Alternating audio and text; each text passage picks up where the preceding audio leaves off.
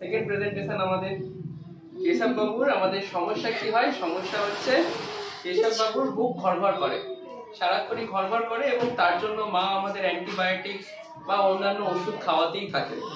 এবং ওনার লোকাল ডাক্তারবাবুর পরামর্শ নিয়ে উনি বিভিন্ন রকম অ্যাসথালিন এবং বুটেকট, নেবুলাইজেশন, সঙ্গে অক্সিজেন, এই সমস্ত জিনিসপত্র ইউজ করেছেন। তো বাচ্চাদের এই ধরনের সমস্যা হয়।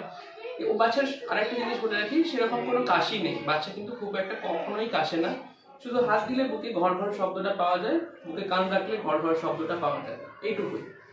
তো এই এক ধরনের সমস্যা হয় বাচ্চাদের, যেটাকে আমরা বলি ল্যারিঙ্গোম্যালাসিয়া, যেটায় বাচ্চাদের শ্বাস নালীতে একটু ত্রুটি থাকে। কিরকম?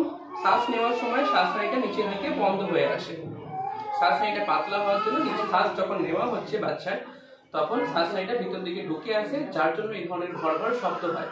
একে আমরা ইন্সপিরেটরি স্ট্রাইডার বলি। এবং সাধারণত কোনো রকম কোনো রকম আমাদের ম্যানেজমেন্ট ছাড়াই এটা 6 থেকে 12 মাসের মধ্যে পুরোপুরিভাবে সুস্থ হয়ে যায় বাচ্চা। তাতে আর কোনো রকম আমাদের সমস্যা থাকে না, এরকম বুকের ঘর ঘর শব্দও থাকে না। বুঝতে পেরেছেন?